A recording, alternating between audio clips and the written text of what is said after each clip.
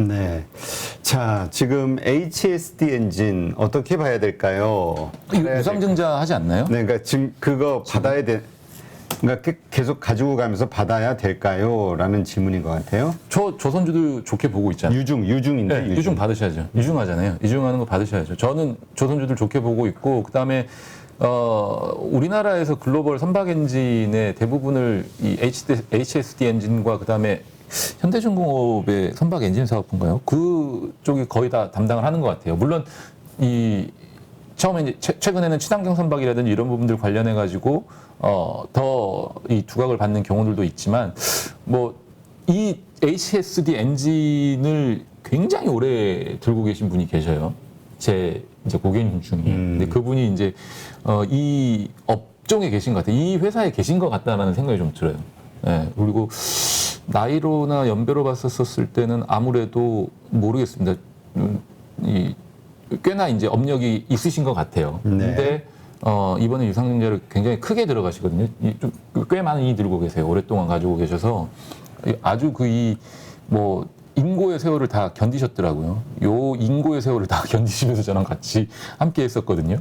그래서 이때는 심지어 제가 전화드려가지고 이거 어떻게 합니까 하면서 같이 막 큰 금액이 들어갔다가 완전히 다 적어내 버렸으니까. 그러면서 중간에 뭐 무상증자 뭐 이런 부분들 다 해 가시면서 지금 이제 어느 정도 꽤나 많은 금액을 갖고 계시는데 유상증자 받으신다고 합니다. 그리고 제가 잠깐 여쭤봤거든요. 어떻게 보시나요? 이 업황이나 조선 업황 이쪽에 대해서 그랬더니 긍정적인 말씀을 하셨습니다. 저한테.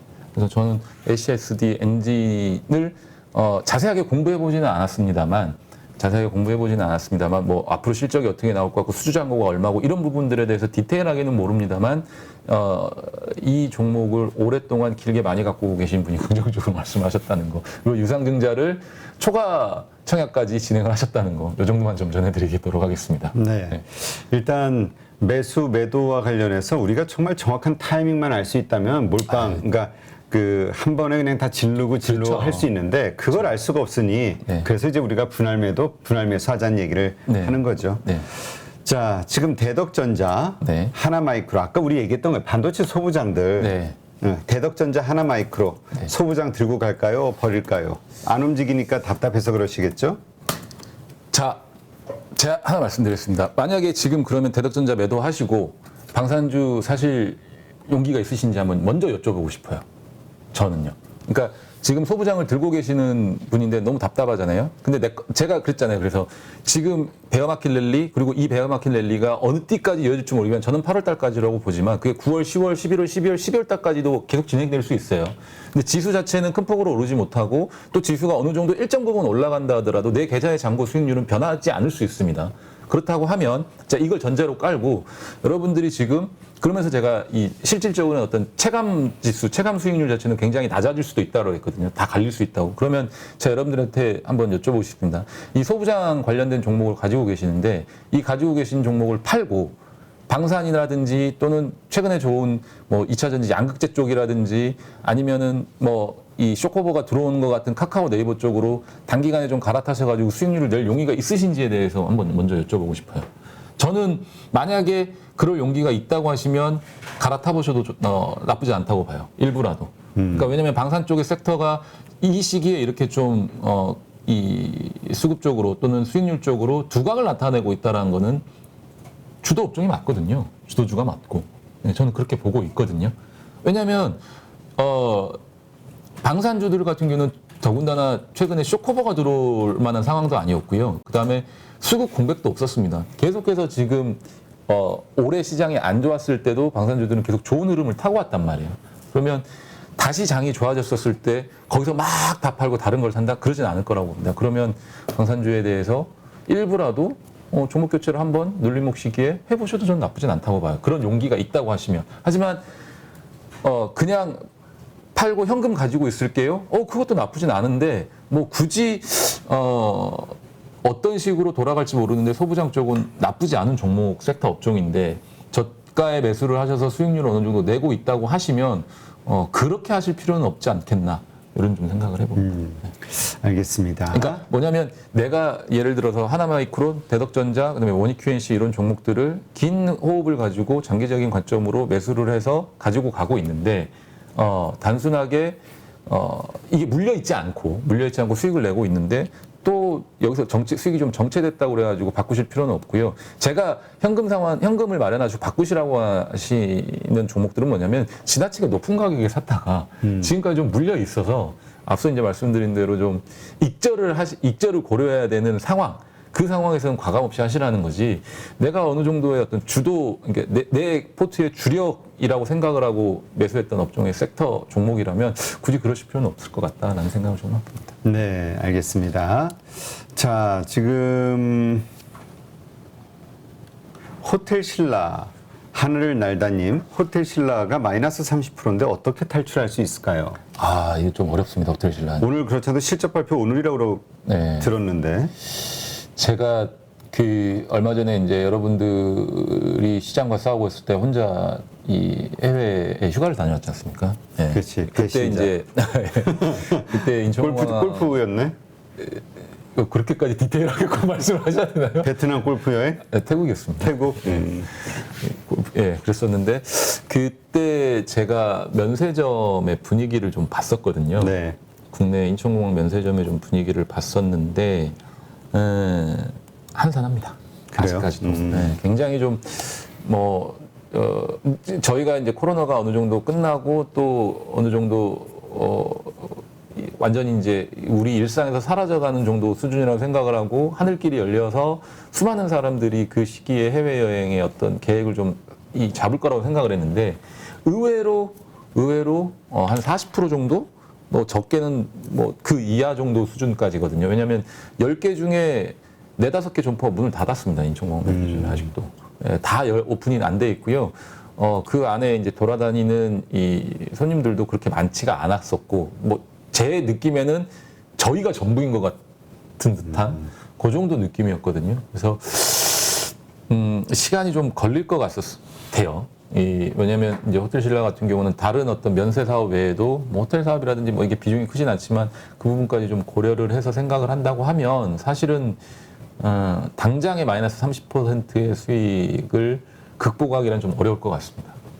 단도직입적으로. 그래서 물론 이제 그게 향후에 환율이 좀 낮아지고 항공의 유류세 비용이 조금 유가까지 좀 낮아지면서 항공에 대한 유류세 비용, 그다음에 해외 여행에 대한 어떤 이런 부분들이 조금 다시 살아나면서 가격도 조금 낮아지고, 그죠? 패키지 상품들이 많이 오면서 가격도 좀 낮아지고 이러면서 수요가 다시 한번 좀 늘어난다고 하면 모르겠습니다. 그리고 중국과의 관계도 괜찮아지고 내국인 관광수가 많으면서 면세점 사업이 다시 한번 화랑으로 가게 되면 모를까. 그게 아니라고 한다면 당분간은 조금 어렵지 않겠냐. 왜냐하면 이게 여기까지의 차트만 보시면 월봉으로 이런 모양의 차트만 보시면 예전 이제 현대중공업 같은 차트 모양이거든요. 그죠? 쌍봉을 월봉으로 그리고 나서 잠시만요. 이게 이제 현대중공업의 차트인데 이런 식의 어떤 모습을 그리고 나서 굉장히 오랜 시간 헤매버리거든요. 그죠? 이렇게 보시면 쌍봉 만들고 나서 굉장히 오랜 시간을 이렇게 헤매버리는 상황이 연출이 될 수가 있습니다. 그러니까 업황이라는 게 사이클이 있는데 사실 이제 사이클이 한번 죽고 나면 다시 올라서기에는 좀 많은 시간이 걸릴 수가 있습니다. 그래서 그런 부분들을 좀 안타깝지만 염두를 조금 해보셔야 되지 않을까라는 조금 말씀을 좀 드리고 싶습니다. 그러니까 다음 사이클이 올 때까지 수년간을 기다릴 것이냐 아니면 여기서 과감하게 자를 것이냐 믿고 기다려 볼 것이냐 그 결정을 내리셔야 될 것 같아요. 네. 저는요. 네. 알겠습니다. 진짜 무섭네요. 아니 무섭죠 그게. 하여튼 그 호텔 신라는 면세점에 대한 이슈로 올랐던 거고 그게 지금 다시 살아나야 되는 거죠? 그렇죠. 이제 그때 당시에 이제 중국 관련 이슈, 그다음에 면세 이 화장품 관련된 이슈 이런 것들로 인해서 조금 많이 됐었는데 화장품 업종들도 사실 좀 그렇잖아요. 지금 화장품 업종들도 같은 이 상황을 좀 겪고 있거든요. 그런 부분들이 좀 살아나기에는 시간이 좀 걸리지 않을까라는 생각을 좀 해봅니다. 안타깝지만요. 네. 예, 알겠습니다. 자, 지금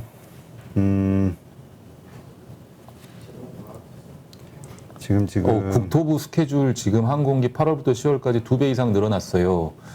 근데 이게 제가 알기로는 취소도 꾸준하게 늘어나는 걸로 알고 있거든요. 네. 항공기 취소도. 왜냐하면 우리나라 코로나 또 갑자기 또 심해지고 이러면서 취소도 좀 많이 늘어나는 걸로 알고 있습니다. 그리고 늘어나기는 했는데 이게 기조효까지 예전 수준까지 회복이 되려면은 뭐라고 그래야 되나요? 예전 수준에 비해 예전 수준과 좀 따지고 보면 이 폭 차이가 그렇게 크지 않은 걸로 알고 있거든요. 예전 수준으로. 저도 이 부분은 아는데 예전 수준하고 따졌을 때는 그렇게 크진 않은 걸로 알고 있습니다. 네. 자, 지금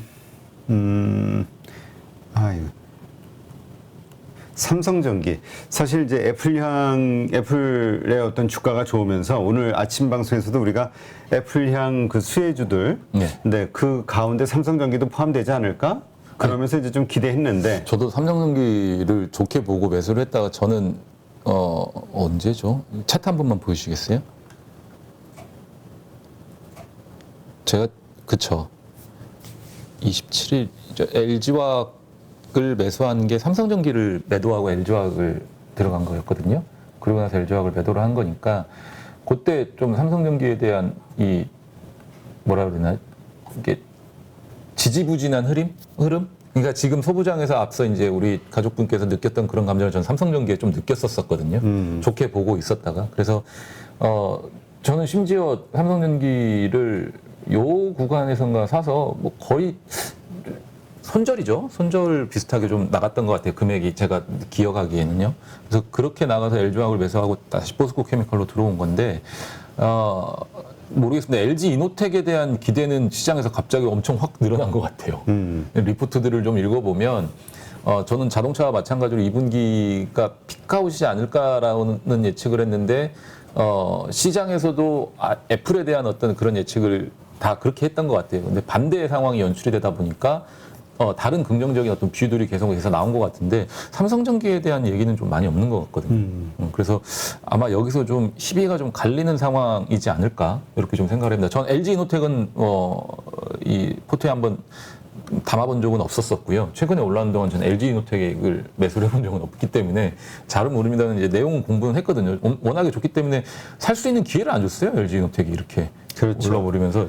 예, 시장의 어떤 분위기라든지 이런 부분들까지 감안을 했었을 때 쉽게 살 수 있는 기회를 안 줘서 매매를 좀 못 해봤었고 삼성전기만 비슷하게 같이 따라다니면서 매매를 했었었는데 MLCC 쪽에 대한 어떤 우려인 것 같아요. 삼성전기는 그런 내용들이 좀 많은 것 같습니다. 그래서 그 부분 참고하시면서 좀 보시면 좋을 것 같아요. 네, 알겠습니다.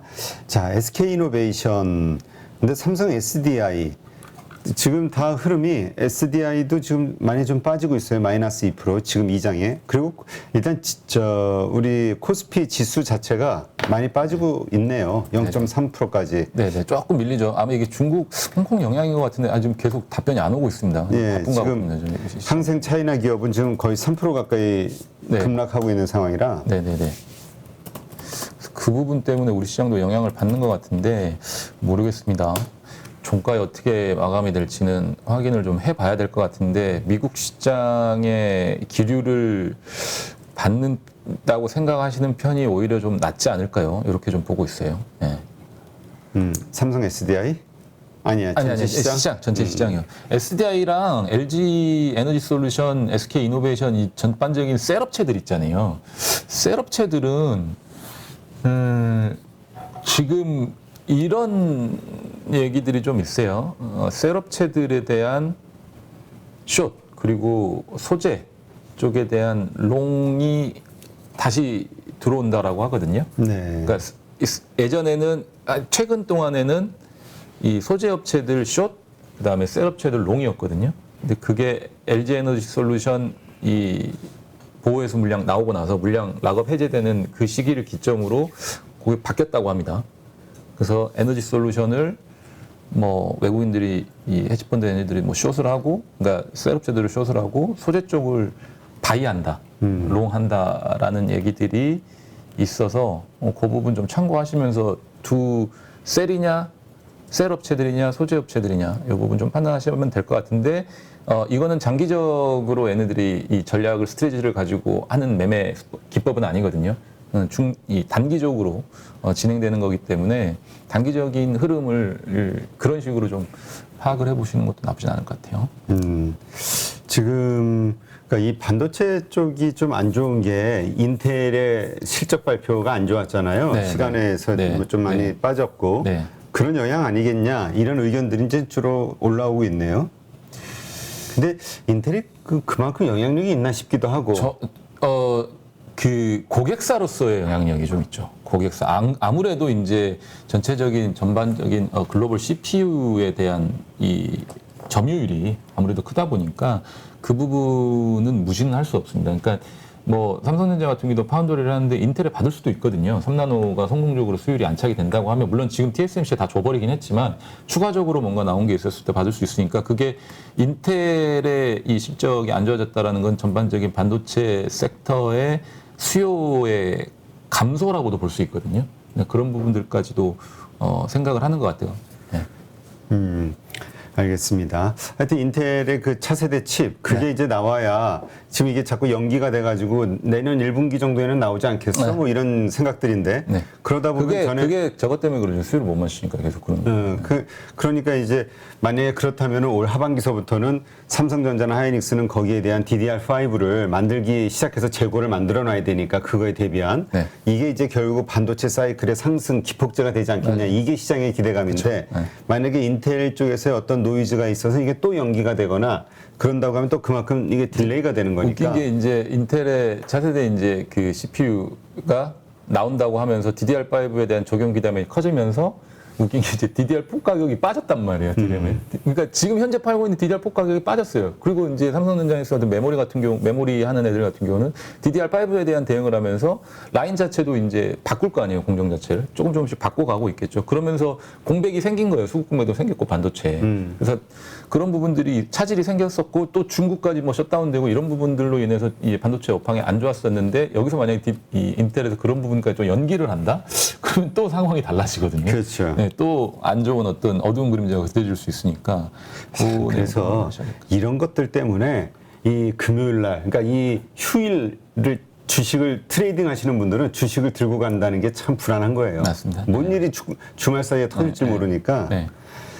네, 알겠습니다. 그러나 어쨌든 지금 같은 어떤 호재와 악재가 발생했을 때 투심은 호재를 반영하는 쪽으로 가고 있는 것 같은. 네네. 맞습니다. 그래서 이제 좀 더 기대감을 8월에 대한 기대감을 좀 갖게 하는데 네. 어떻게 보세요?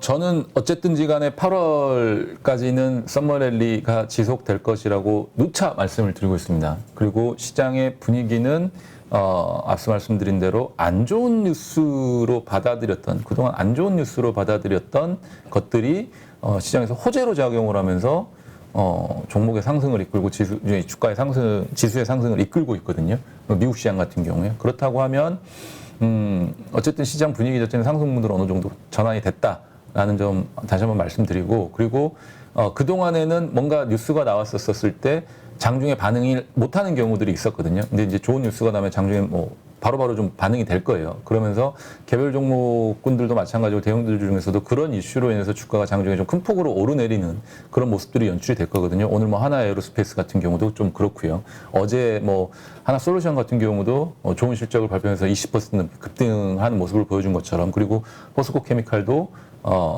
수주 공시를 받으면서 20% 가까운 급등세를 보여준 것처럼 그러한 일들이 8월 달까지 계속 벌어질 가능성이 높습니다. 그래서 주식을 여러분들이 어느 정도, 그러니까 다 비우는 거는 사실 리스크예요. 주식 자체를 다 비우는 건 리스크하지만 현금이 하나도 없다고 그랬을 때는 계속해서 만들어낼 수 있는 시장을 어느 정도 이 분위기를 좀 만들어 줄 거거든요. 그렇기 때문에 저는 계속해서 말씀드립니다만 뭐 9월, 10월, 11월 달까지 모르겠어요. 저는 아닐 거라고 보는데 그 중간중간에 한번 또 변고가 있을 것 같다고 말씀드리는데 8월 달까지는 적어도 이런 어떤 수익률 장세, 종목 섹터 잘 골라서 또 그 종목이나 섹터가 내가 가지고 편입되어 있는 포트에 들어있다고 한다면 계좌 잔고를 어느 정도 끌어올려줄 수 있는 그런 시장이 당분간 연출되지 않지 않을까 이렇게 좀 말씀을 드리고, 이번 주말은 걱정 없지 않을까요? 라고 이렇게 좀 말씀드리고 싶네요. 네. 실적 발표 나오는 지금으로서는 네, 지금으로서는